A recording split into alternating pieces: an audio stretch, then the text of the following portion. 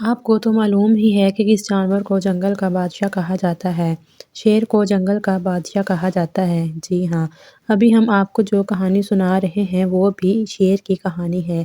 ایک دن شیر نے جنگل سے ایک جانور کا شکار کیا اور اس کے گوشت کو پیٹ بھر کے کھایا۔ اب شیر کو نیند آنے لگ گئی۔ وہ جلدی سے اپنے گھر کے غار میں آیا اور سو گیا۔ ابھی کچھ دیر ہی ہوئی تھی کہ اچانک چوہا کھانے کی تلاش میں شیر کے گھر میں گھس آیا اور کھانا تلاش کرنے لگا۔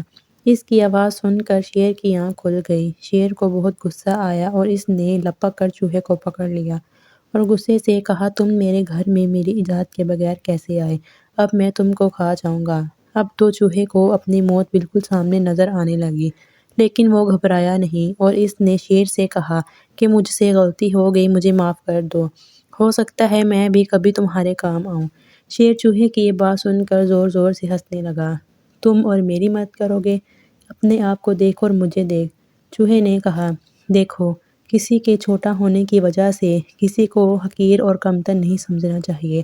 اللہ نے کسی چیز کو بیکار پیدا نہیں کیا۔ شیر کو ننھے چوہے کی یہ باتیں بہت اچھی لگیں اور اس نے چوہے کو آزاد کر دیا۔ چوہا بہت خوش ہوا اور چوہے نے اللہ کا شکر ادا کیا اور شیر کا بھی شکریہ ادا کیا۔ ابھی اسی قصے کو کچھ ہی دن گزرے تھے کہ جنگل میں کچھ شکاری آئے۔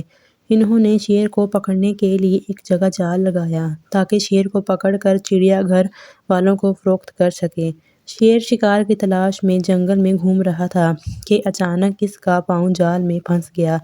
اب تو شیر بہت گھبرایا۔ اسے معلوم تھا کہ اس قسم کے جال شکاری لگاتے ہیں اور شکاری جانوروں کو پکڑ کر شہر لے جاتے ہیں اور چڑیا گھر والوں کو بیچ دیتے ہیں۔ شیر نے اللہ سے دعا مانگنی شروع کی۔